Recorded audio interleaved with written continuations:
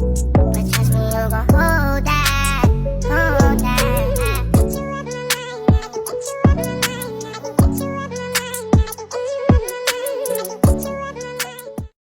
Tahu nggak sih, setelah aku dengar cerita ini, aku jadi takut banget naik bus. Hah? Cerita apa tuh? Ini tuh cerita urban legend dari suatu kota di Cina. Pada tahun 1947, ada kejadian yang ngeri abis. Kejadian ini terjadi di bus 375. Bus ini tuh bus terakhir gitu, yang lewat di malam hari. Berangkat dari terminal Benigen ke terminal Xiangshan. Maaf ya kalau salah bacanya. Kayak bus pada umumnya, di dalam bus itu ada supir sama kondekturnya. Pas sampai di halte, ada penumpang nih yang naik. Seorang anak muda dengan seorang nenek. Si nenek ini duduk di bagian depan bersama dengan anak muda, jadi dia depan belakang. Singkatnya, bus ini jalan lagi nih, ngelewatin desa yang agak terpencil gitu. Dan di dalam bus juga sunyi banget. Masing-masing penumpang cuma duduk diem aja.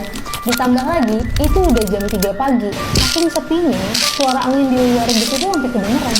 Si supir lihat ada dua bayangan di halte yang gak jauh dari sana. Bayangan itu kayak melambai-lambai memanggil busnya. Pas busnya sampai tepat di depan halte, ternyata ada 3 orang laki-laki yang sudah tua. Dan kelihatannya tuh lemes, pucat gitu. Anehnya, mereka pakai baju tradisional Cina. Karena 3 bapak-bapak itu terlihat agak beda, tapi orang-orang yang ada di dalam bus ini merasa ada yang janggal. Nenek yang duduk di depan ini ngomong nih ke kondekturnya, "Ini orang bukan ya?" dengan gelagat ketakutan. Si kondektur ini menenangkan penumpangnya dengan bilang, Mungkin aja mereka habis mendatangi suatu acara dan mereka mabuk. belum lama bus itu jalan, tiba-tiba si nenek ini mukul pemuda yang duduk di depannya sambil berteriak menuduh kalau dia ini adalah copet. Nah, pemuda itu membantah tuduhan dari si nenek. Setelah debat, akhirnya si nenek ini meminta untuk dia dan pemuda itu diberhentikan di kantor polisi. Karena nanti busnya juga akan melewati kantor polisi. Sesampai di depan kantor polisi, mereka berdua turun nih. Pas si nenek dan pemuda itu udah turun, tiba-tiba si nenek bilang, Aku sudah menyelamatkan kamu. pemuda ini bingung. Maksudnya apa? Terus si nenek ini pun ngejelasin kalau sebenarnya tadi nenek itu ngelihat 3 orang yang berpakaian adat itu adalah arwah. Si pemuda ini nanya, Nenek tahu dari mana? si nenek ini ngejelasin kalau dia nggak sengaja lihat baju dari ketiga orang itu tuh tersingkap terkena angin. Di bagian bawah dari 3 orang itu nggak ada kaki, alias mereka ini melayang. Si pemuda dan si nenek ini mencoba buat lapor ke polisi soal kejadian tadi. Dan keesokan harinya diketahui bahwa bus 375 itu menghilang. Hari itu juga dilakukan pencarian. Setelah dicari-cari, bus 375 ini akhirnya ditemukan di Bendungan Mien. Dari sini ada beberapa kejanggalan dari kejadian ini. Pertama, bus 375 ini seharusnya nggak melewati Bendungan Mien. Kejanggalan kedua, bus 375 ini nggak kelihatan di CCTV yang ada di jalan manapun. Kejanggalan ketiga, bensin dari bus 375 ini harusnya nggak cukup untuk sampai ke bendungan itu. Kejanggalan keempat, saat dicek tangki bus ini isinya bukan bensin, melainkan darah. Dan kejanggalan yang terakhir, ketika dievakuasi, korban yang ada di dalam bus ini kan seharusnya ada 5, supir, kondektur, dan 3 orang berbaju adat tadi.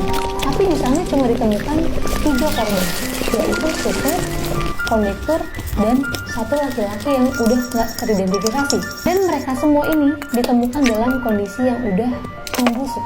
Padahal baru 1 hari. Karena kejanggalan-kejanggalan itu, polisi ini mau memintai keterangan dari nenek dan anak muda yang melapor tadi malam. Tapi, ketika dimintai keterangan lebih lanjut, si nenek dan anak muda ini mendadak gak inget nih kejadian apa yang terjadi semalam. Dan beberapa hari setelah itu, nenek dan pemuda itu ditemukan mengalami gangguan jiwa. Wah, ini sih aneh banget ya. Gue mau cerita horor lagi dan menurut gue ini lumayan merinding ceritanya kalau kalian lagi dengerin ini sendiri dan lagi sendirian di rumah. Jadi ini kejadian waktu teman gue masih SMP dan ini kejadian waktu dia pulang sekolah. Dia dijemput sama ibunya dan baru sampai banget di depan rumahnya. Sampai depan rumah, ibunya ini lagi nyari kunci untuk ngebuka pintu rumahnya. Sambil nunggu ibunya nyari kunci, dia ini iseng ngintip ke dalam rumahnya. Posisinya jendela rumahnya ini nggak ada hordennya, jadi bisa langsung kelihatan ke dalam rumahnya. Dan depan jendela itu langsung menghadap ke arah ruang TV. Pada saat teman gue ngintip, dia tuh melihat ada seseorang yang lagi nonton TV di rumahnya, dan itu tuh membelakangi dia, jadi dia cuma ngeliat belakangnya doang. Temen gue sebenarnya agak bingung karena dia tuh tinggal cuma bertiga di rumahnya, jadi dia, ibunya, dan juga bapaknya kerja nggak mungkin. Dan sosok itu tuh menyerupai wanita. Jadi pas lagi temen gue ngeliatin lagi, tiba-tiba sosok itu nengok ke arah dia, dan abis itu langsung jalan ke arah dapur. Kejadiannya itu cukup cepat, jadi makanya temen gue tuh nggak terlalu ngeh ini muka sosok ini tuh sebenarnya siapa. Pas ngeliat itu, temen gue langsung ngomong ke ibunya, nanya, "Bu, di dalam ada orang ya?" Terus ibunya bilang, "Nggak ada, orang ibu terakhir keluar habis ibu kunci kok." Soalnya temen gue mikir kayak, yaudah ini mungkin salah lihat atau gimana, atau halus masuk. Ternyata TV di dalam rumahnya ini nyala, jadi yang temen gue lihat ini beneran ada. Akhirnya temen gue cerita ke ibunya, dan ibunya berpikir bahwa kayak jangan-jangan ini maling. Akhirnya diikutin lah, karena si sosok ini kan larinya ke arah dapur ya, jadi diikutin ke dapur. Dan pas dilihat ke dapur, ada siapa-siapa.